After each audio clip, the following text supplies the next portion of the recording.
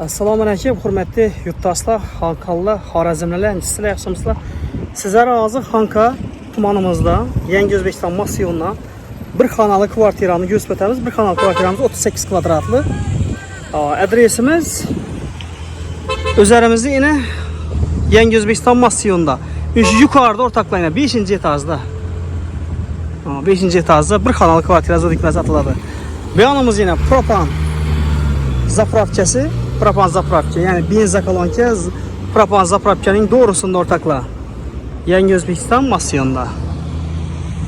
Hazır iki tərəflərindən göstər.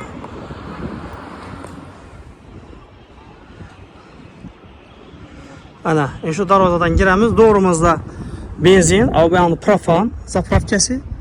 Doğru, yola kanat tuttu ortakla. Bu tarafından, arka taraftan girilədi. Yani o yukarıda balkon, 5. etajda. Kondisionerlərin hemen nəsəsi var. Hazır iç katlarından bir göstərmə sizlərə. İçində bəlkə cihazları bilən bəlkə edəkərlər. Bir xanalı 38 kvadratlı kvartiramız odur ki, biraz satıladı.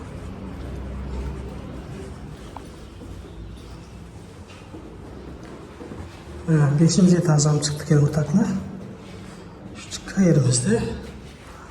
Bunun yanında yaşı 1. eşik. Yine ayak değerlerini ve Allah'a yazıp koydular. Şimdi girelim. Dostlar 5. etaja kütəyərlik yine bir xanalı kvartiraya geldik ortaklar. Belə yine Padiyazan girişimiz. İmirdə bir hoş gelir. Bir de şikayet koydular yine gene yerimizde. Onun yanında aşkanası. Doğrumuzda yumurta çayları. Bir yanda yine bir xanası ortaklar. Üfindik. Yine yerimizde yine kuhnasından başlayayım. Şu aşkanası yine. Şu gördüler. Belki cihazlarından kaladı. Fakat inşöyle 2000 km notçada alınmadı erkeğine. Fakat şurada alınmadı ortakla. Başka vəzlər kaladı. Zor.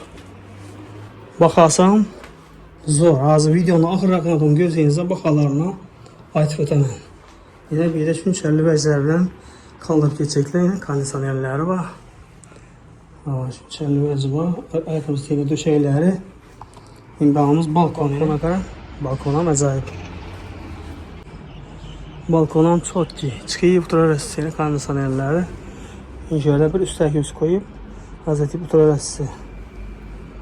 Zor, acayip.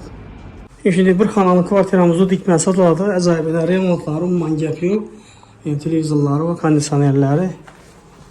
Keyin indi Yunus xanası.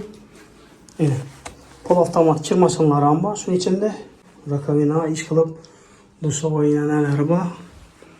Divarlarımız 2 metrede ucunet 1 metrede divarlarına kafelerine bastık koydular. Zor çok kötü. Xullas tayyor. Gazı, sveti, su hemen esası var. Şu kvartiramız satıladı ortakla. Pulu 230 milyon. Gelişeler 230 milyonun içinde. Ama birinin krediti yok. Tolovu yok. Doğru adınız ötədir. Çerezini atarız. Pulunu gelişinle 230 milyon.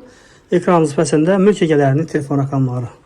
Telefonlaşarsa gelip görüp gelişip alasınız ortakla. Aman bunlar sabunla.